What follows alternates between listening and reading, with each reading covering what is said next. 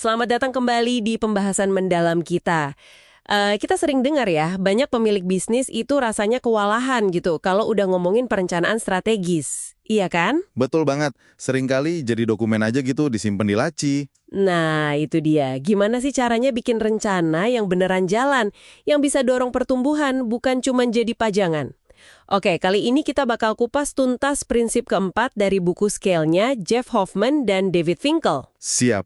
Misi kita kali ini, kita mau bantu Anda semua memahami gimana caranya bangun dan eksekusi strategi yang pas buat bisnis Anda bisa scale up. Contohnya nih, masih ingat ubit.com yang disebut di buku?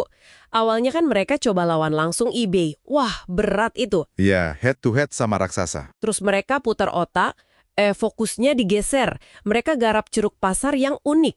Inventaris berlebih dari produsen atau retail. Hasilnya, gila, nilai sahamnya naik berkali-kali lipat. Nah, itu bukti nyata kan? Kekuatan dari milih strategi yang tepat. Persis. Dan penting banget nih buat dipahami soal prinsip keempat ini. Ini tuh bukan soal bikin rencana yang kaku terus udah, nggak gitu. Bukan dokumen mati ya. Bukan. Anggap aja ini proses yang jalan terus. Kayak pelatih bola, gitu. Pas turun minum dia lihat dong apa yang jalan, apa yang nggak di babak pertama. Terus dia sesuaikan taktiknya. Oke, jadi adaptif ya. Betul. Kuncinya itu ngajuin pertanyaan yang tepat secara rutin, terus beradaptasi berdasarkan apa yang beneran terjadi di pasar.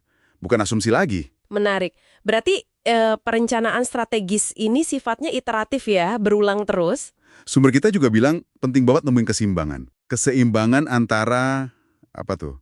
Antara berubah biar tetap relevan, biar bisa nangkep peluang baru, sama momentum. Jadi kita juga bangun di atas apa yang udah berhasil. Jangan ganti-ganti terus juga. Nah, iya. Makanya perlu ada tinjauan tahunan yang komprehensif, tapi juga penyesuaian taktis tiap kuartal. Itu penting banget. Oke, terus gimana cara kita tahu apa nih yang perlu disesuaikan? Gimana nemuin titik ungkitnya? Nah, disinilah kita perlu alat. Salah satunya yang cukup dikenal itu SOOT Review. Strength, Obstacles, Opportunities, Threats.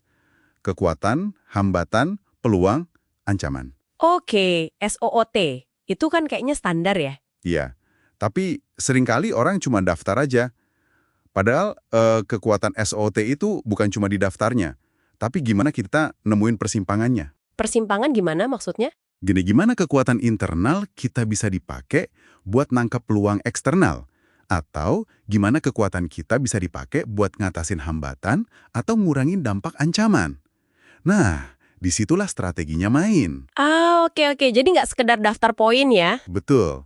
Setelah dipetakan, baru kita cari yang namanya sweet spot. Sweet spot, apa lagi tuh? Sweet spot itu titik temu antara dua hal. Pertama, taktik yang kayak low hanging fruit gampang dieksekusi, peluang suksesnya tinggi. Kedua, yang kayak home run, kalau berhasil, dampaknya gede banget. Nah, fokus sumber daya kita di situ. Masuk akal. Jadi cari yang gampang tapi dampaknya besar. Nah, terus gimana kita bisa sampai ke strategi pemenang kayak gitu? Contoh sittercity.com tadi, gimana tuh? Oh ya, Sitter City itu contoh bagus banget. Genevieve foundernya, itu kan bisnisnya sempat stagnan, pertumbuhannya melambat. Terus gimana dia? Dia nggak asal coba-coba. Dia bikin kriteria yang jelas dulu untuk strategi barunya. Proses ini nuntun dia ke keputusan yang cukup berani. Targetin Departemen Pertahanan AS. Wah, itu kan institusi besar banget. Nggak takut dia? Ya, pasti ada rasa takut ya, tapi ternyata sukses besar. Bisnisnya sampai tumbuh 2 kali lipat. Ini nunjukin pentingnya punya proses bertanya yang terstruktur. Proses terstruktur ya kuncinya. Iya, dan itu juga termasuk nguji asumsi kita. Ada 7 keputusan strategis utama yang perlu diuji. Pasarnya mana, layanannya apa, model bisnisnya gimana, harganya berapa, dan seterusnya. Kayak Thomas Jordan dari Peregrine Mobile Bottling itu ya? Betul. Dia itu berhasil tumbuh 35% cuma dengan geser fokus pasarnya. Dia lihat, oh keunggulan teknologi pembotolan saya di sini, terus dia manfaatin itu. Dia nggak nebak-nebak, dia uji asumsinya secara sadar. Oke, strateginya udah ada nih, udah diuji. Terus eksekusinya gimana biar nggak mandek? Nah, ini dia. Eksekusi itu krusial. Makanya, ada alat bantu namanya Rencana Aksi Triwulanan 1 halaman. One Page Quarterly Action Plan. 1 halaman aja? Iya, 1 halaman aja. Tujuannya simpel, ngejembatanin visi jangka panjang yang gede itu sama tindakan nyata harian atau mingguan.